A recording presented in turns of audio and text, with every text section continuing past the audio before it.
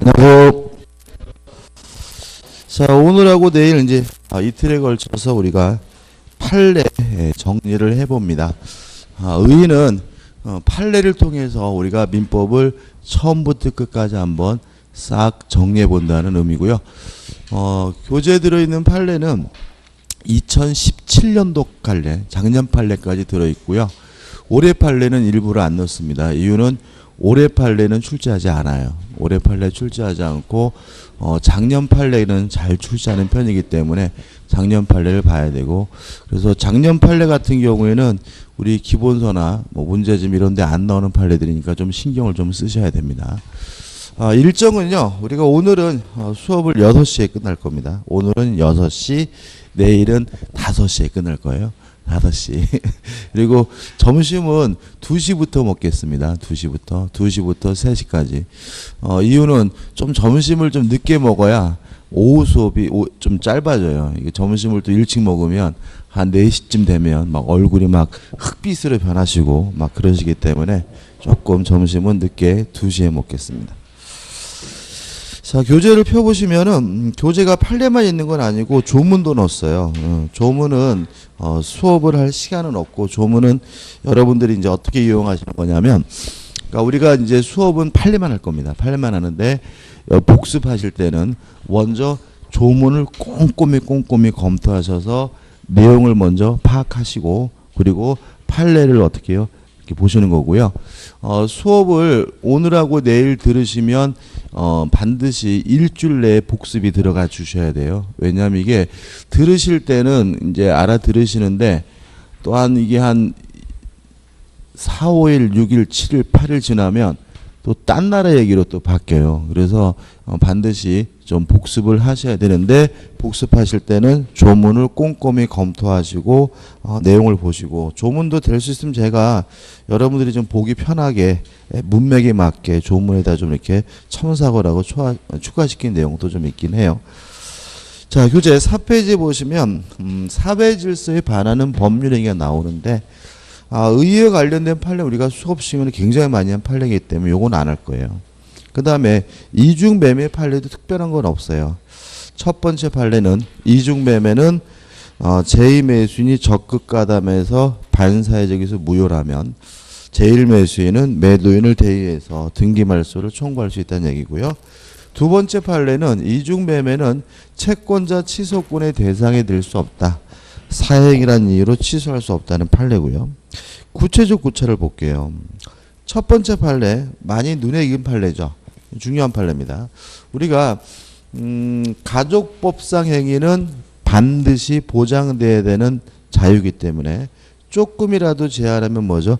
반사회적이다. 그래서 만약에 부부가 등장하는 경우에는 이혼할 수 있는 자유를 제한하는지 안 하는지를 검토해 봐야 되는데, 자측 맨 밑에죠.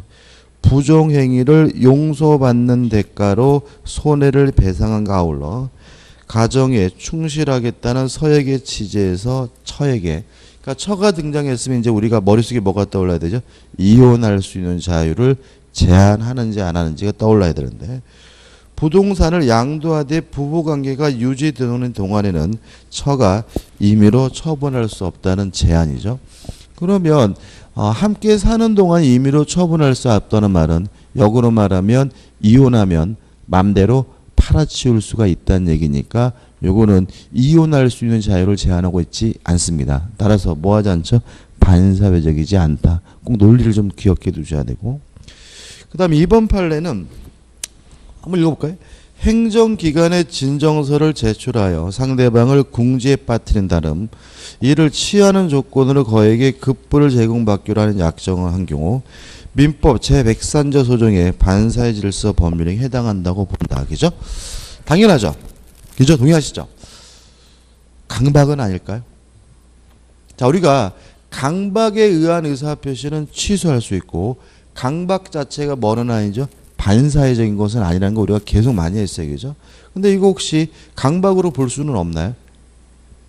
만약 강박으로 보게 되면은 취소할 수 있을 뿐 뭐는 아닌 거죠? 반사회적인 것은 아닌 거잖아요. 그죠? 이런 문제에 대해서 우리 판례는 이렇게 이해합니다. 지금 요 판례는 지금 진정서잖아요. 그러니까 예를 들어 가지고 진정서를 제출하기 전이에요. 제출하기 전에 돈을 뜯어내면 요거는 강박에 의한 의사표시로 봐요. 이미 제출을 한 후에 취할 조건으로 돈을 뜯어내면 요거는 반사회적 법률행위로 봐요. 자, 이런 얘기입니다. 진정서를 만들어 가지고요 들고 갔어요. 가가지고 너 돈 안 주면 이거 제출할 거야. 요런 식으로 해가지고 돈을 뜯어내는 것은 뭐가 되는 거죠?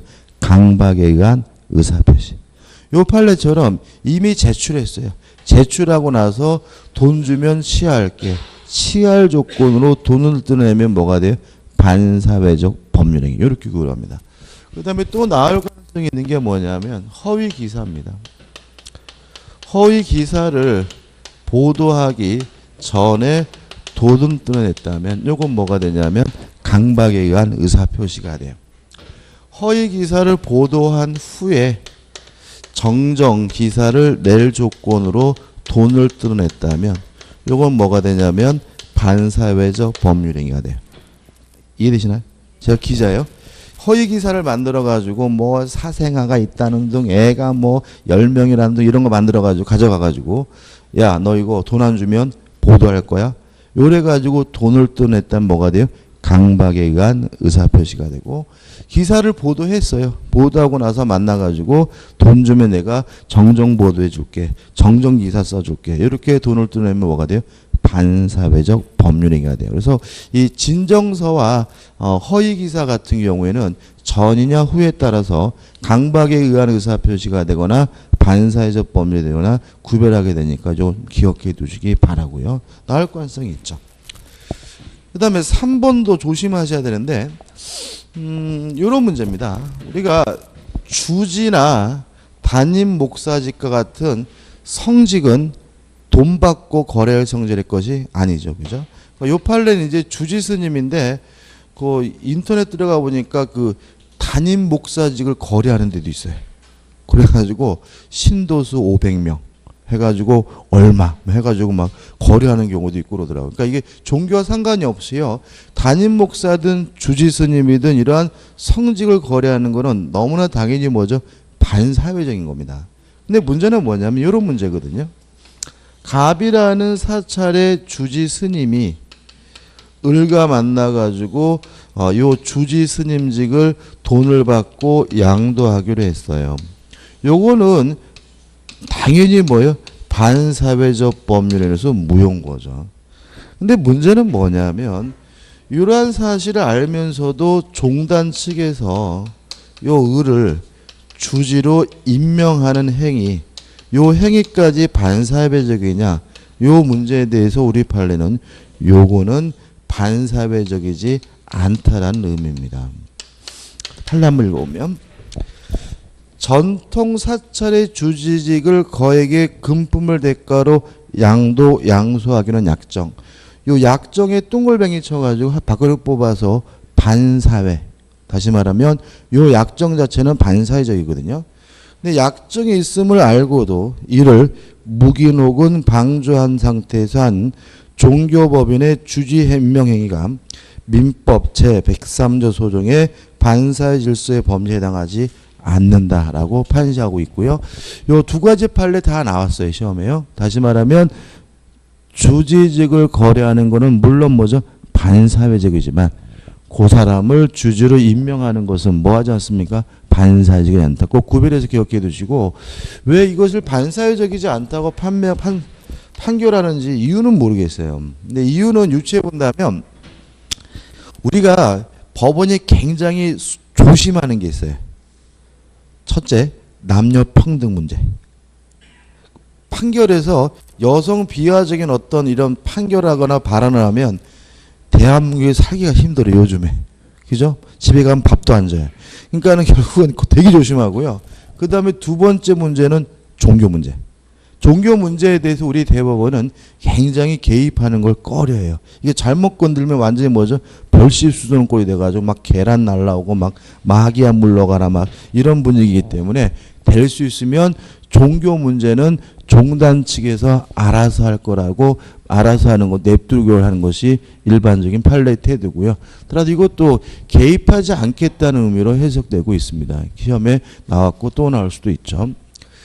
그 다음에 이제 네 번째 판례인데, 네 번째 판례는 용입니다. 이것도 조심하셔야 되는데, 반사회적 법률행위는 불법 원인급여이기 때문에 뭐하지 못하죠? 반환받지 못하죠. 여기서 불법이라는 말은 무엇을 의미하냐면 반사회적 법률행위를 의미해요. 조심할 것은 뭘 의미하는 것은 아니냐면 강행법규 위반은 의미하는 것이 아니라는 거 조심하시기 바랍니다. 다시 말하면 강행법규 위반은 불법 원인급여가 아니에요. 여러분들 그 가장 대표적인 것이 뭐가 있냐면 중개수수료. 그죠? 법정 중개수수료를 초과해서 받을 수 없거든요. 초과해서 줬어요. 나중에 초과해서 준 부분 무효임을 주장하면서 돌려받을 수 있나요? 없나요? 있거든요. 그죠? 만약 이것이 불법 원인급여라면 초과해서 준 것은 뭐 받지 못해요? 돌려받지 못한다. 이렇게 돼야 되잖아요. 동의하시죠? 그죠? 근데 우리 그러면 무슨 말이에요? 강행법규 위반은 뭐가 아니에요? 불법 원인급여가 아니에요. 그래서 강행법규 위반은 불법 원인급여가 아니기 때문에 강행법규 위반의 경우는 무효라고 주장하면서 돌려달라고 뭐 할 수 있어요? 요구할 수가 있는 거고, 오로지 뭐만요? 반사회적 법률은 무효인 경우에만 불법 원인급여를 이유로 돌려달라고 뭐 할 수 없는 거예요? 요구할 수가 없는 거예요. 무슨 말 아시겠죠? 이런 질문은 나올 수 있어요. 불법 원인급여의 불법은 강행법규 위반을 의미한다. X. 불법 원인급여의 불법은 강행법규 위반이 아니라 뭐죠? 반사회적 법률행위로서 무효임을 의미함을 주의하시기 바랍니다. 그래서 우리 판례는 강행법규 위반의 경우에도 반사회적인지 아닌지를 한 번 더 판단해요. 왜냐하면 만약에 강행법규 위반으로서 무효다라고만 판시하면 나쁜 놈이 이행한 것을 뭐 할 수 있냐면 돌려받을 수 있다라고 되거든요. 무슨 말 아시겠죠? 그죠? 따라서 우리 판례는 강행법규 위반일 뿐만 아니라 이게 나쁜 짓으로 평가된다면 또다시 한 번 더 반사회적에서 무효다라고 판결을 때리면서 그 인간이 그 물건을 뭐 하지 못하게 돌려받지 못하도록 반환받지 못하도록 그것을 뭐죠? 강제하는 방법을 취해요. 요거 하나 하고, 그 다음에 또 하나 좀 기억해 둘 것이 뭐냐면 금반원의 원칙이죠. 반대되는 언행이 금지가 된다. 앞에 말하고 뒤에 말하고 다르면 안 되는데 요 금반원 원칙이 적용되지 않는 경우가 있는데 강행법규 위반의 경우에는 금반원의 원칙이 적용되지 않아요. 그래서 어떤 의미를 갖게 되냐면 스스로 강행법규를 위반한 행위를 한 놈이 나중에 무효임을 주장하는 게 가능해요. 우리 시험에 나왔던 것은 뭐가 있냐면 토지거래 허가구역내에 대한 규정은 강행규정입니다. 스스로가 허가를 못 받을 행위를 자처해 놓고 나중에 무효임을 주장하는 거 가능합니다. 왜냐하면 강행법규 위반의 경우에는 뭐가 적용되지 않습니까? 금반원의 원칙이 적용되지 않아요. 이걸 이제 합쳐봅니다. 자, 이 사건의 내용은 이렇습니다. 증권업법에는 어떤 내용이 있냐면 증권회사는 투자신탁회사입니다. 회사는 어떤 이유든지 간에 확정 수익률을 고객에게 적을 필요 없어요. 보장해 주는 것을 금지하고 있습니다. 왜냐하면 주식 투자라는 것은 항상 이득이 될 수도 있고 어떻게 손해가 될 수도 있는 것이고 불확실한 것이니까 이거는 금지하고 있고, 물론 이 금지 규정은 뭐죠? 강행 규정입니다. 근데 이 증권회사가 어떤 짓을 했냐면 A라고 할까요? A라는 증권회사가 고객을 유치하는 과정에서 확정 수익률을 보장해 주겠다고. 다시 말하면 뭐 이런 거죠. 뭐 이익이 되면 뭐 또 따따블도 될 수 있고 우리는 당신한테 아무리 손해봐도 기본 수익률 3%는 보장해 줍니다. 이런 식의 내용을 가지고 고객들을 먼저 거든요. 근데 문제는 나중에 이득은커녕 완전 깡통 계좌가 된 거예요. 그래서 고객들이 약속한 대로 원금뿐만 아니라 3%를 보장해 달라고 요구했더니 갑자기 이 증권회사가 증권업법을 들먹거리면서 모르셨어요. 법에서 금지를 하고 있기 때문에 우리가 해드리고 싶어도 해드릴 수가 없습니다. 라고 주장하는 거 가능해요? 가능하잖아요? 가능하다. 왜냐하면 강행법규 위반의 경우에는 뭐가 적용되지 않아요? 금반원의 원칙이 적용되지 않으니까 시가 스스로 확정 수익률을 보장해 주겠다고 약속해 놓고서는 이제 와서 법에서 금지하고 있으니까 못 해줍니다. 이게 가능해요. 이해되시죠? 근데 문제는 가능하니까 보장을 못 해주겠다라는 건 가능한데 문제는 만약 이것이 강행법규 위반으로서 무효다라고만 판시하게 되면 이놈들이 어떤 행동을 할 수 있냐면 그동안 확정 수익률을 보장해준 고객들에게 연락을 해가지고 무효니까 돌려달라고 반환해달라고 뭐 할 수 있어요? 청구할 수 있게 되는 거죠. 그래서 우리 판례는 요거는 강행법규 위반일 뿐만 아니라 아예 반사회적 법률인으로서 무효다라고 판시를 하고 있습니다. 그렇게 되면 얘네들이 이미 지급한 돈은 뭐가 되는 거죠? 불법 원인급여가 되기 때문에 이 증권회사는 뭐 받지 못해요? 돌려받지 못하게 되면 이런 판결이 나오는 거죠. 자, 그럼 정리해보면 이렇게 기억하시면 돼요. 자, 증권회사가 확정 수익률을 보장해 주는 것은 금지하고 있는데 이것은 강행법규 위반일 뿐만 아니라 뭐 얘기돼요? 반사회적 법률로서 무효다. 따라서 증권회사가 이행한 것은 뭐가 되기 때문에 불법 원인급여가 되기 때문에 뭐 할 수 없습니까? 돌려받을 수가 없다. 이해되시죠? 그죠? 이 정도만 결론만 기억해 두시면 됩니다. 그 다음에 5번 판례는 많이 봤죠? 이것도 시험에 반드시 나오겠죠?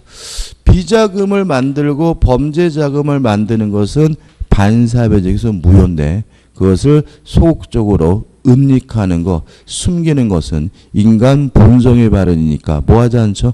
반사회적이지 않습니다. 6번째 판례도 중요한데 일단 우리가 이런 문제입니다. 지금 우리가 1가구 1주택이고 주택 보유기간이 2년이면 양도소득세 안 내도 되죠. 맞죠? 2년 맞죠? 그죠? 근데 이 판례는 3년으로 되어 있거든요. 그거는 뭐죠? 옛날 판례니까. 예.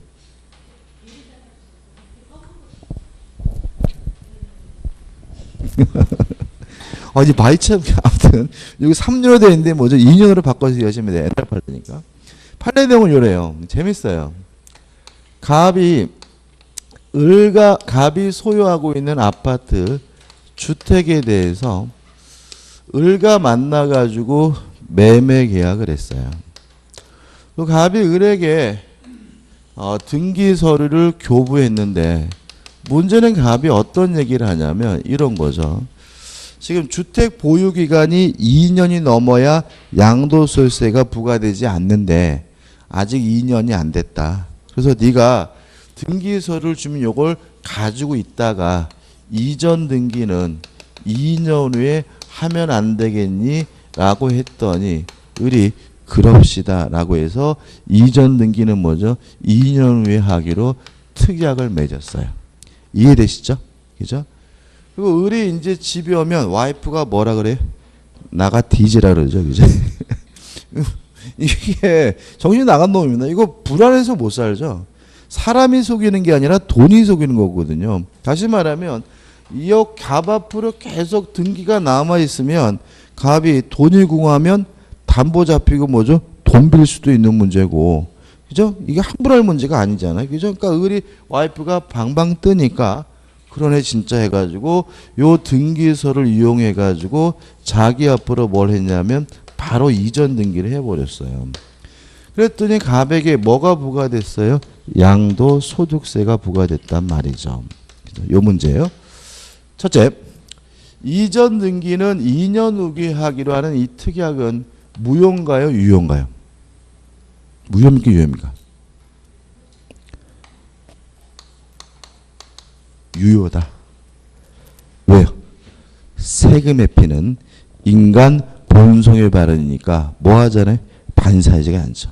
2년 후에 하기로 한 특약은 결국 뭐 하지 않을까요? 세금을 안 내려고 하는 행위잖아요. 그래서 어떤 행위든지 간에 세금을 안 내려고 하는 행위는 절대로 뭐 하잖아요? 반사회적이지 않습니다.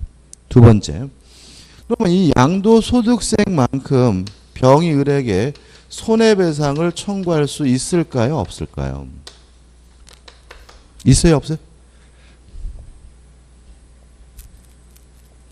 있습니까? 없습니까? 있다. 항상 답은 상식적이지 않습니다. 있다. 자, 왜 그러냐 보세요. 자, 이전 등기는 2년 후에 하기로 한 특약은 반사회적이지 않기 때문에 무효가 아니라 뭐죠? 유효입니다.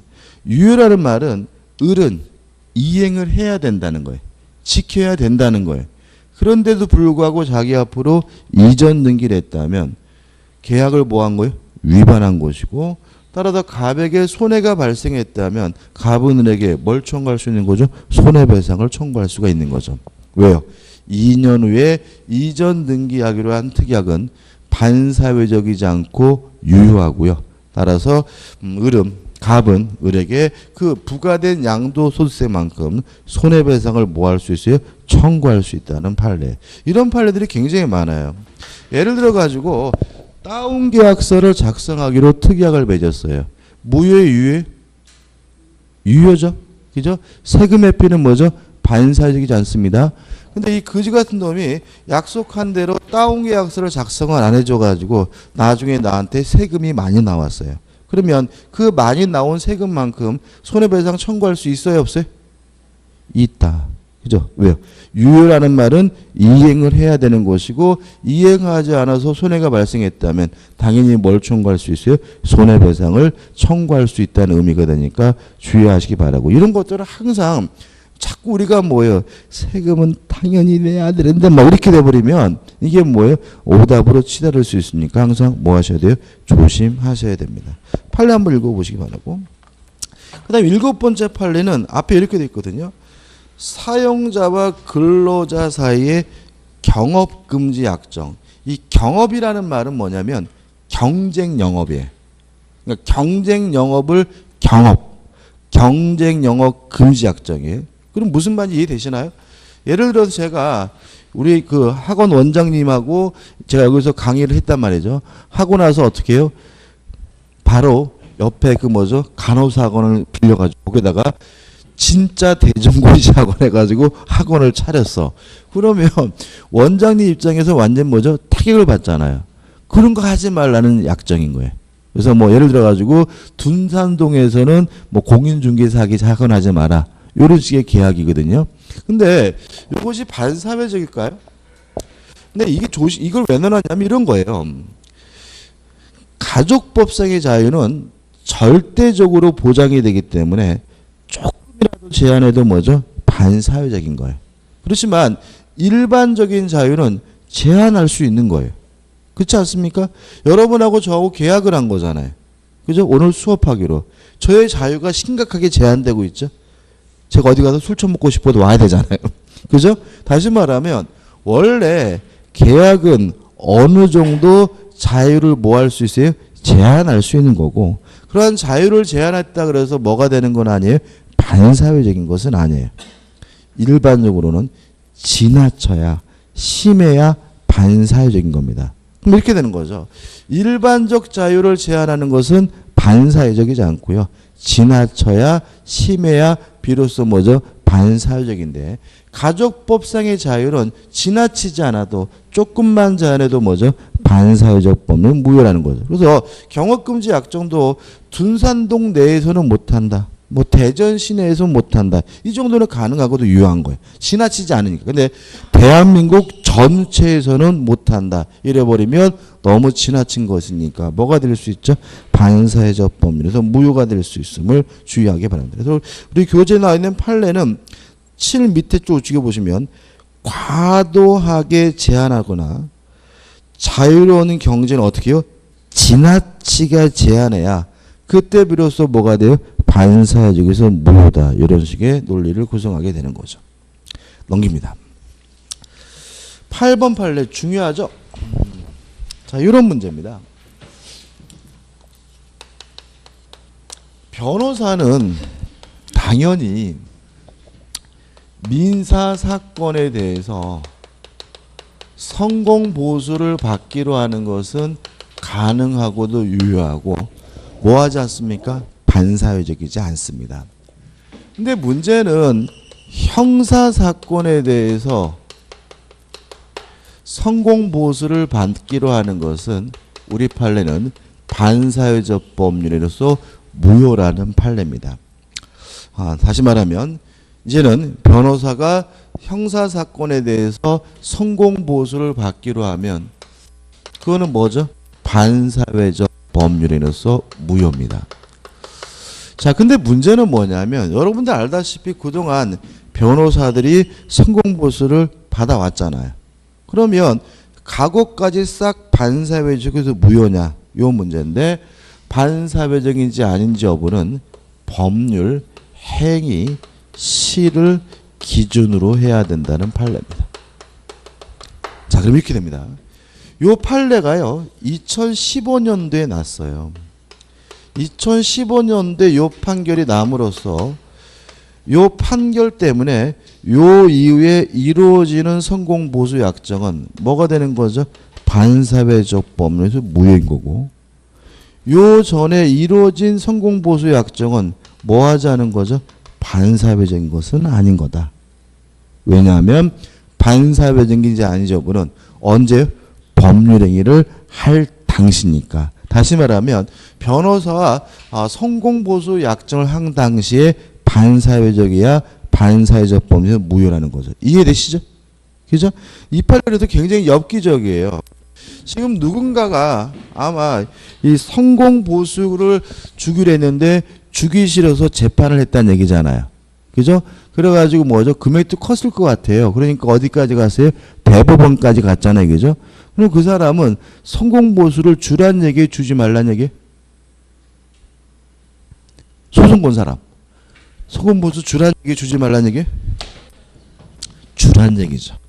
왜냐하면 그 사람이 명백히 판결 나기 전에 한 거니까. 이해되시죠?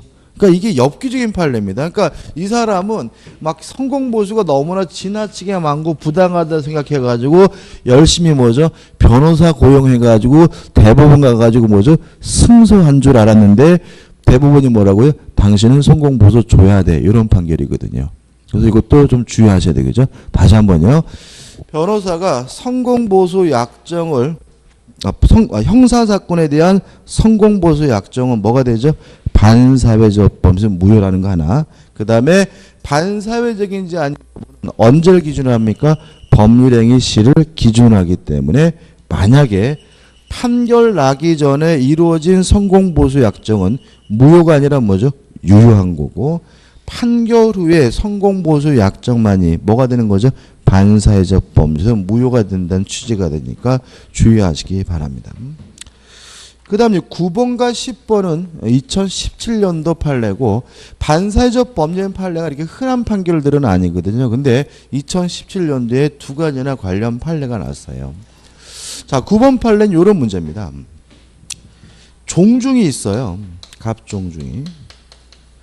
근데 갑종중이 토지가 있는데 요 토지가 다른 사람한테 뺏겼어요. 그래서 요 갑종중이 토지를 반환받기 위해서 이제 뭐죠? 노력을 기울이게 되는데, 그것을 반환받는데 기여한 뭐가 있냐면 임원들이 있단 말이죠. 종중에. 그래서 임원들이 열심히 노력을 해가지고 반환을 받았는데, 요 반환받은 토지 중에 일부를 임원들에게 보수로 지급하기로 종중이 결의를 했어요. 이해되시나요?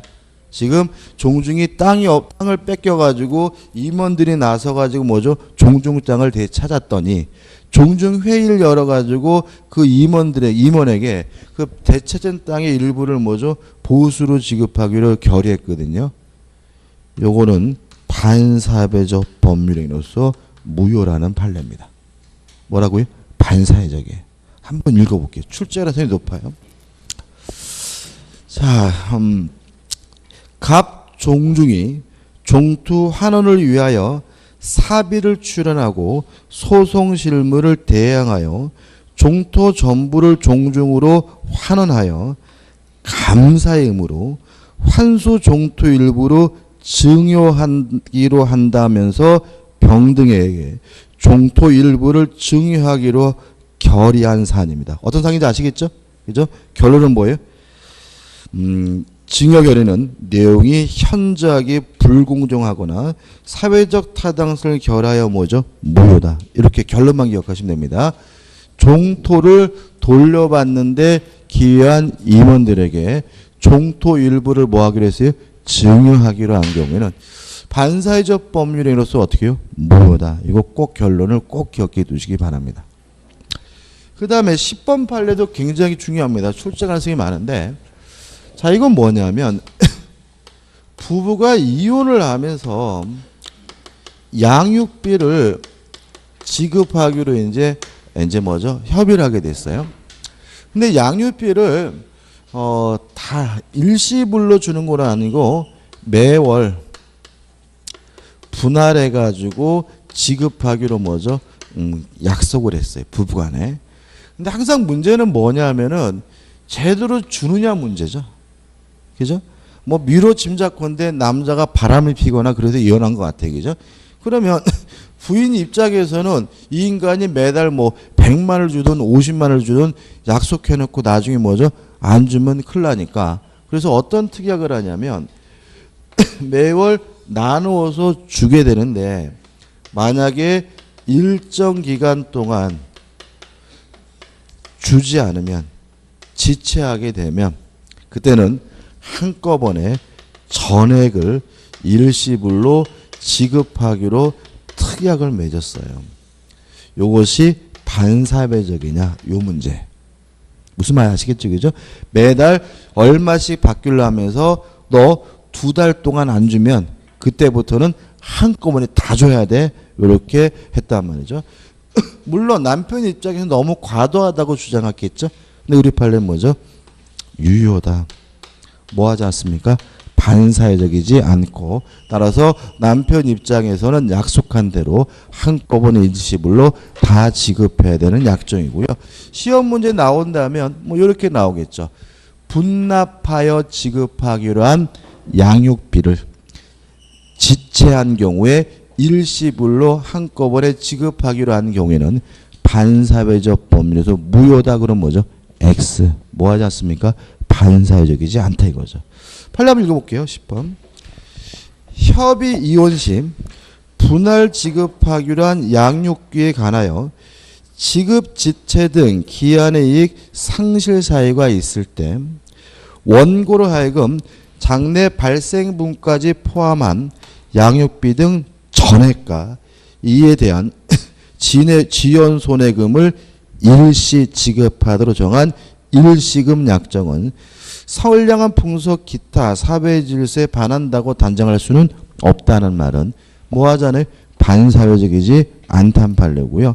요 9번과 10번은 출제 가능성이 높은 판례니까 결론을 꼭 기억해 두셨으면 좋겠어요. 근데 이게 판례 특강을 하면 어떤 특징이 있냐면, 이제 공부를 해가지고 문제가 탁 나오잖아요. 그죠? 탁 맞히면 막 쾌감이 아싸 막 이런 이런 기분이 들고 좋습니다. 그다음 이제 불법 원임금입니다. 자, 불법 원임금 해가지고 첫 번째 나와 있는 판례는 다 아시는 판례예요. 자, 이런 거죠.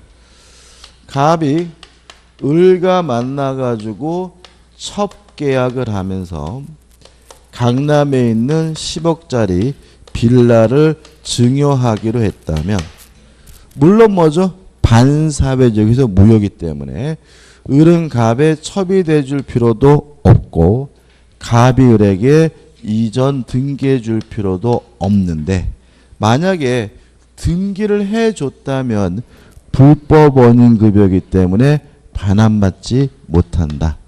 따라서 요 빌라의 소유권은 누구에게? 을에게, 첩에게 확정적으로 뭐가 돼요? 귀속이 된다는 판례죠. 따라서 을이 이미 확정적으로 뭘 갖게 됐어요? 소유권을 갖게 됐으니까 갑의 입장에서는 부당이득으로서 반환 청구할 수 없을 뿐만 아니라 소유권을 이유로도 뭐 할 수 없어요? 반환 청구할 수 없다는 판례입니다. 꼭 기억해 두셔야 되는데 한번 읽어보시기 바라고. 그 다음 우측에 2번과 3번이에요. 간단하게 볼게요. 도지사에게 청탁하여 택시 운송 사업 말아줄 것을 부탁하면서 도지사에 대한 청탁 기준 그런 것은 물론 반사적이죠, 그죠? 민법 746조 소중의 불법 행위에 따라서 금원을 규벌 당시에 여기다 당시에라는 글자에 세 글자에 동글뱅이 쳐놓으시고 그 면허를 취득하지 못하게 될 경우 금원을 반환하기로 한 약정입니다. 결론은 뭐냐면 이는 사회질서에 반하는 법률에서 무효예요. 다시 말하면 반사회적 법인 무효고 이행하기 전이면 이행할 필요가 없고 이행한 것은 불법 원인급이니까 돌려받지 못하잖아요. 근데 돌려받지 못하니까 돌려주기로 뭐요? 약속하는 것 자체도 뭐죠? 반사회적이니까 그러한 약정이 있는데도 불구하고 뭐 받지 못한다는 거예요? 돌려받지 못한다는 얘기죠. 자, 어디에다 둥글비 치시라고요? 교부할 당시에입니다. 그 다음 3번입니다.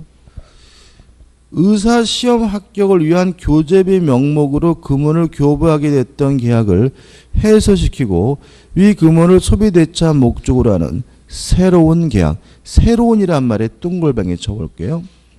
새로운 계약이 체결되었다면 달리 특별한 사유가 없는 한 그 새로운 계약은 반사회적 법률행위로 무효라고 할 수는 없다 이렇게 돼 있죠.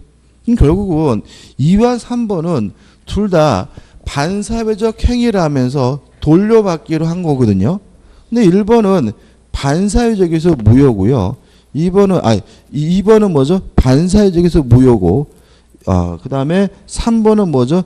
반사회적이지 않대요. 3번은 뭐요? 돌려받을 수 있대요. 차이가 뭐냐면 2번 판례는 당시에고 3번 판례는 새로운 차이답니다.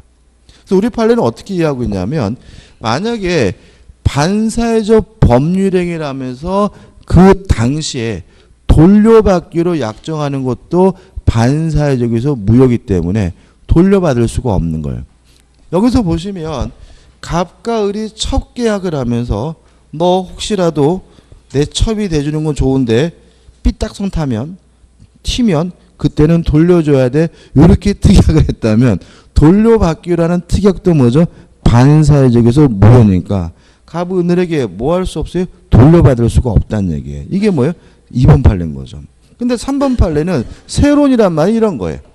자, 갑이 을에게 등기해 줬어요. 등기해 주고 나서 뭐 지지고 볶고 살다가 헤어졌어요. 헤어지고 나서 몇 년이 흐른 후에 갑과 을이 다시 재회를 했어요. 그러면 이제 갑은 뭐라 그래요? 을한테 잘 지내? 이러겠죠. 그죠?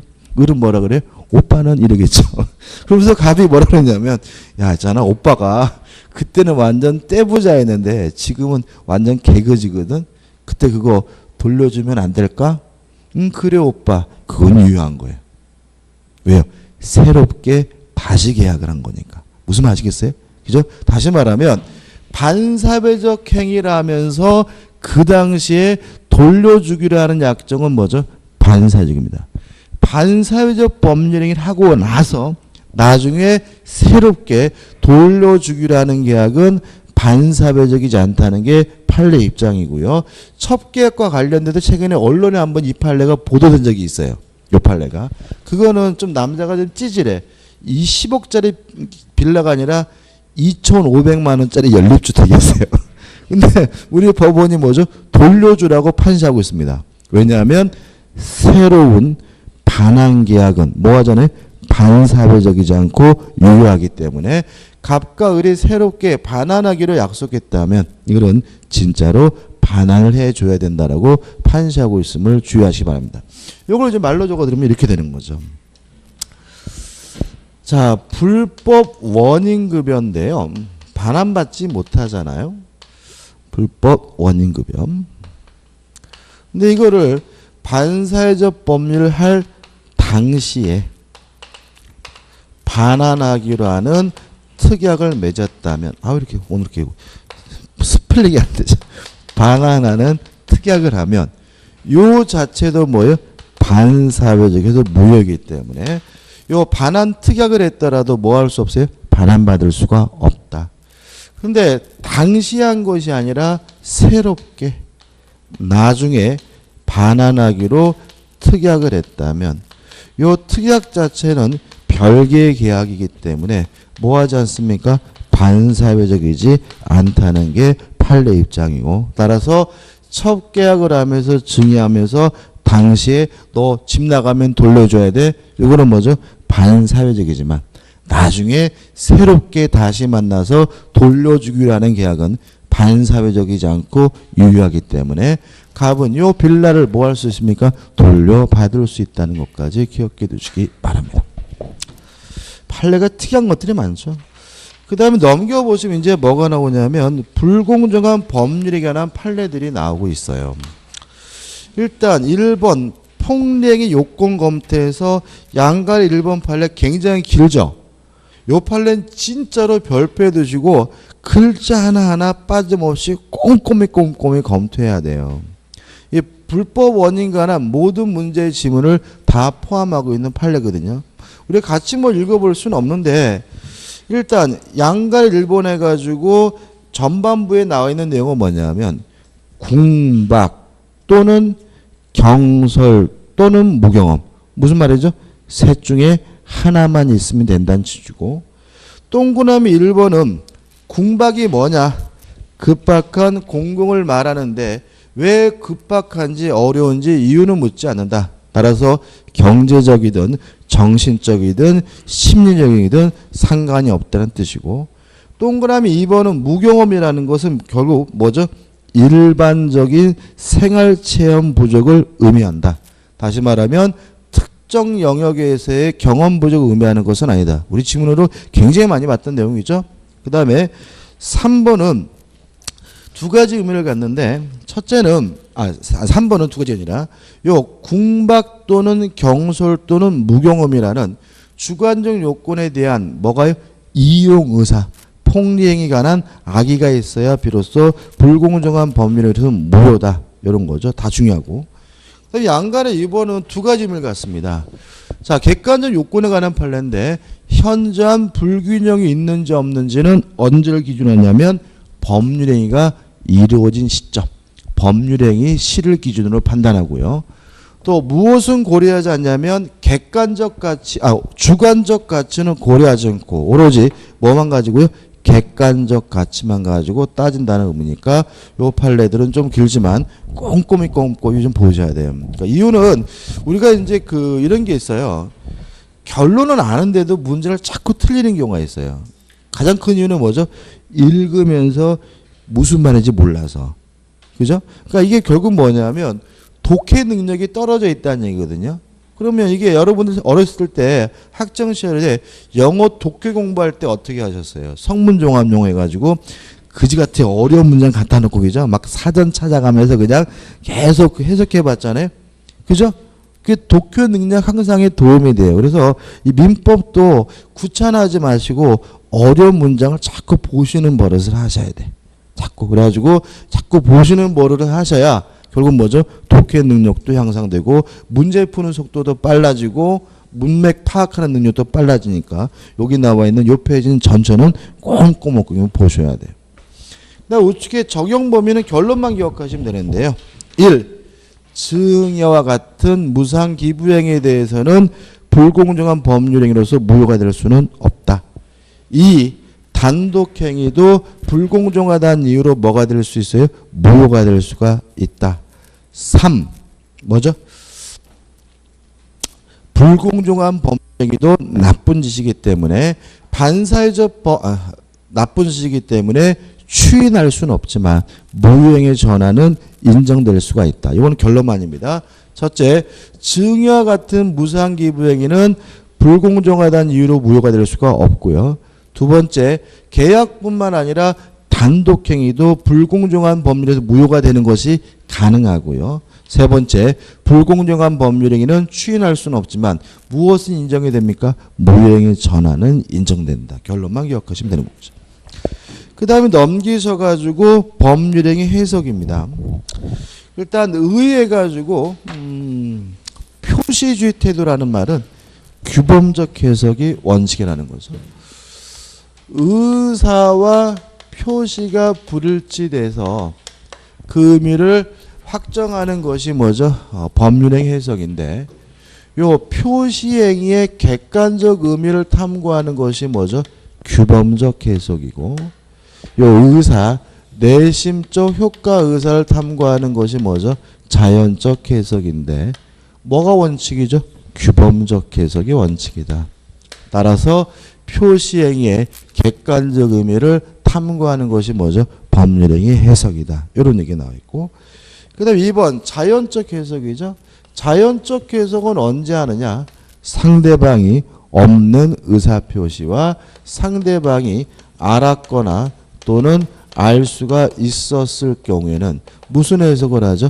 자연적 해석을 한다. 아주 전형적인 판례고요. 시험에 잘 나옵니다. 자, 이 판례 사실관계는 그렇죠. 지금 이 사람이 팔고자 하는 토지는 갑토지고 계약서에 뭐라고 적어놨냐면 을토지라고 적었어요.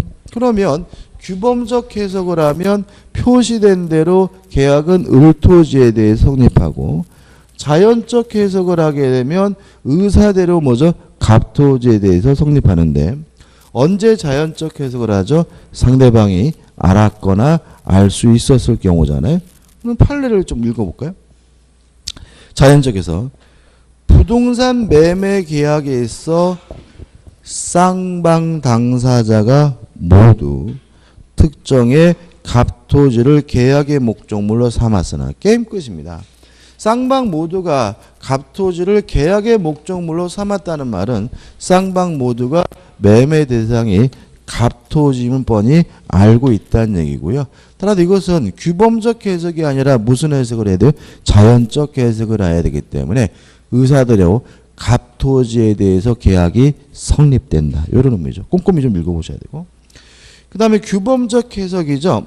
총완결입니다. 이건 또 어떤 얘기입니까? 의사는 잔존점에 대해서 면제할 마음이 없으면서 표시는 잔존 채무에 대해서 면제하겠다라고 했단 말이죠. 면제하겠다는 의미에서 영수증에다가 돈 다 받다는 의미에서 총완결이라고 적었단 말이죠. 그러면 원칙이 뭐죠? 규범적 해석이니까 표시된 대로 어떻게 해요? 면제한 거다. 이런 얘기거든요. 그럼 읽어보면 총완결이라는 문헌이 부기된 영수증에 있어서 동영수증 작성 경위가 그렇게 쓰지 아니하면 돈을 주지 않겠다고 하기에 당시 궁박한 사정에 비추어 우선 돈 받기 위하여 거짓 기재한 것이란 이유만으로 총완결이란 의사표시가 당연 무효라고 할 수는 없다라는 말은 총완결이라는 의사표시가 유효라는 얘기고요. 이유는 무슨 해석이 원칙이죠? 규범적 해석이 원칙이기 때문에 그렇다는 얘기입니다. 그 다음 우측에 4번 판례입니다. 자, 이건 어떤 문제냐면 이런 문제입니다. A라는 토지가 있는데요. 이 A라는 토지에 대해서 갑과 을이 매매 계약을 했거든요. 근데 이 미친놈들이 계약서를 여러 개를 만들어 놨어요. 보니까 첫 번째 계약서, 두 번째 계약서, 세 번째 계약서 이렇게 계약서가 여러 개일 때는 뭐가 올바른 계약서냐? 마지막 거가 올바른 계약서라는 얘기입니다. 마지막 거가. 이것도 출제하는 시간 한번 읽어볼게요. 동일한 사항에 관하여 내용을 달리하는 문서가 중복하여 작성된 경우에는 마지막에 작성된 문서의 작성자의 최종적인 의사가 담겨 있다고 해석하는 것이 일반적이라고 할 수 있다라는 말은 똑같은 토지의 여러 장의 계약서가 있다면 뭐가 계약서인 거예요? 원칙적으로 마지막에 작성된 계약서가 정당한 뭐죠? 계약서라는 얘기니까 간단한 얘기니까 결론을 꼭 기억해 두시기 바라고요. 그 다음에 계약 당사자의 확정인데 동그라미 1번과 2번이 있는데 2번만 보면 되는데 자 우리가 의사표시가 불일치됐으면 무슨 해석을 하죠? 규범적 해석. 근데 규범적 해석이 원칙인데 표시행위의 객관적 의미를 탐구한다는 말은 결국은 누구 입장에서 해석하는 거죠? 상대방 입장에 해석하는 것이 뭐죠? 규범적 해석이거든요. 동의하시죠? 그럼 보자고 2번. 그러나 일치하는 의사를 확정할 수 없을 경우에는 계약의 성질, 내용, 목적, 체결 경위 및 계약 체결을 전후한 구체적 사정을 토대로 상대방이 합리적인 인간이라면 행위자, 명의자 누구를 계약 당사자로 출처났죠? 이해할 것인가 의하여. 그럼 연결하면 어떻게 해요? 상대방이 이해할 것인가 의하여 당사자를 결정하고죠. 다시 말하면 누가 이해한 것을 가지고 당사자를 결정한다고요? 상대방이. 왜요? 규범적 해석이 원칙이니까. 따라서 만약에 이런 식으로 내용이 나오면서 갑자기 상대방이 아니라 표의자가 의도한 바에 따라서 그럼 뭐가 돼요? X가 되는 거다. 왜냐하면 의사표시가 불일치돼서 법률의 해석을 할 때는 원칙이 무슨 해석입니까?